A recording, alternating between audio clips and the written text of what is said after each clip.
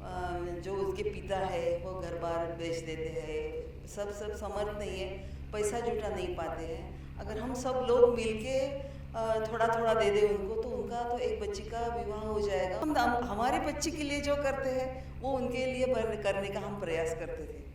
और ये जो सब आया हुआ है वो भगवान की तरफ से आया है। अभी इस साल भी हम 108 विवाह कर रहे हैं। श्री सत्य साई सर्वधर्मीय सामूहिक विवाह सम्मेलन के साक्षात्कार को आगे बढ़ाते हुए आज हमारे साथ है डॉक्टर लीना प्रकाश नांदुरकर जी। मैं उनसे कुछ सवालात करना चाहूँगा। आपके कैसे अनुभव रहे इस कार्यक्रम हेतु और कब से आप इससे जुड़े हुए हैं? क्या अनुभूतियाँ इस दौरान आपको हुई? कृपया हमसे साझा करें। साईं राम।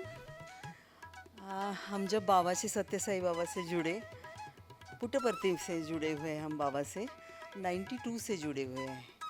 92 में जब स्वामी ने इंटरव्यू दिया और हस्बैंड को बोला कि कन्यादान करना है, फर्स्ट टाइम था हमारा, तो मिस्टर बोलते हैं कन्या नहीं है। फिर से भगवान श्री सत्य साई बाबा बोलते कन्यादान करना है। फिर से हस्बैंड बोलते हैं कन्या नहीं है। पर बाद में तीसरी बार फिर से पूछा कन्यादान करना है, तो हस्बैंड ने कहा स्वामी जैसी आपकी इच्छा। उसके बाद 9 महीने 5 दिन में मुझे बेटी हुई। बेटी होने के बाद फिर ऐसी गरीबों की जो शादियां होती हैं वो शादियां चलने लगी। फिर हस्बैंड भी जाते थे, हम भी जाते थे शादियों में अटेंड करने थे। फिर बाबा का जो था कन्यादान का, तो इस बाबा ने कन्यादान करने के लिए बोला है, कन्या भी दे दी है, इसका तो विवाह अभी टाइम है विवाह में, क्यों ना हम इन सब के वो इसके पीछे भगवान का वो संदेश होगा कि इन गरीब कन्याओं का भी विवाह करना है।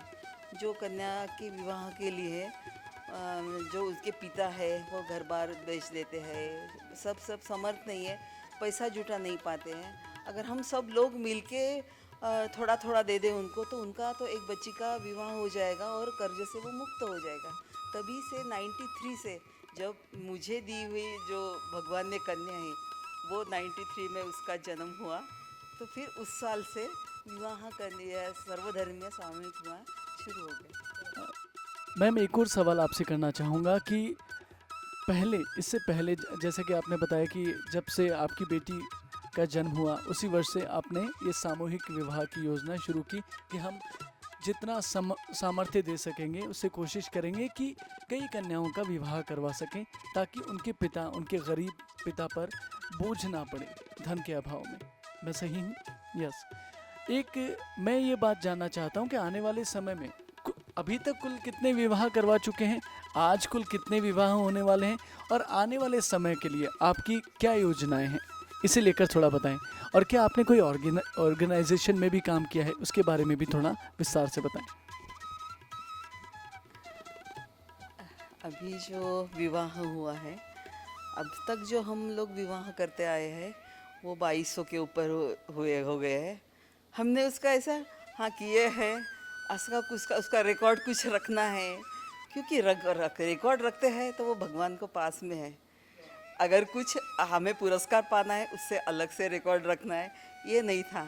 कि जो काम करना है वो भगवान के लिए करना है, भगवान को समर्पित होके करना है। अभी इस साल भी हम 108 विवाह कर रहे हैं।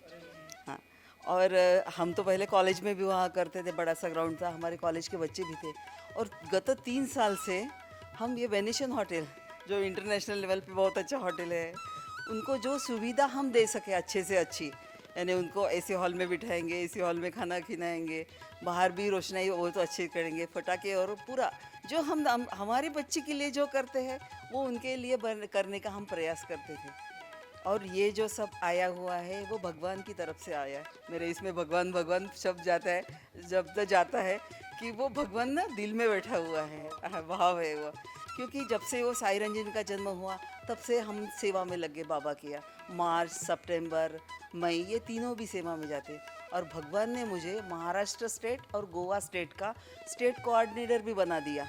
जो हमारी लेडीज़ 1200 लेडीज़ हर 15 दिन में काम करती है, 15 दिन के लिए आती है, पूरे महाराष्ट्र से आती है, गोवा से आती है, वो सबको लेके सबका वहाँ जहाँ जहाँ बाबा का डिपार्टमेंट है, मंदिर है, हॉस्पिटल है, किचन है, डाइनिंग है, सब में सेवा करने के लिए हमारे सेवा दल वहाँ वहाँ रखना है, उनसे अच्छे से सेवा करना है।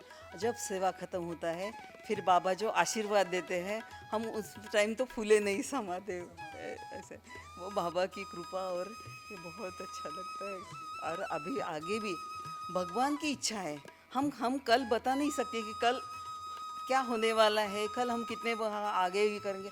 इच्छा तो बहुत है, भगवान को वो दे दे, हमें सामर्थ्य दे, शक्ति दे और आरोग्य दे, ताकि हम जब तक भगवान इस धरती पर हमें रखे तब आखिरी दम तक हम भगवान की सेवा कर सके, शादियाँ कर सके और कुछ कर सके। सही रहा।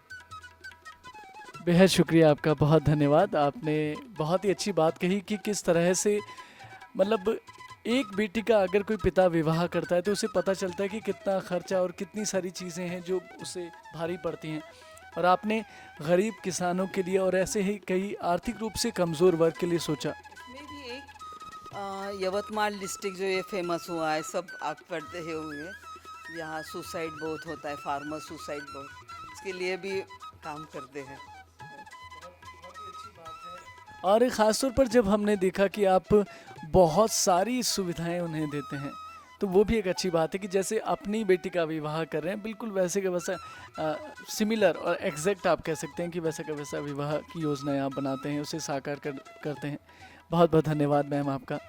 ईश्वर आपको खुश रखे। धन्यवाद।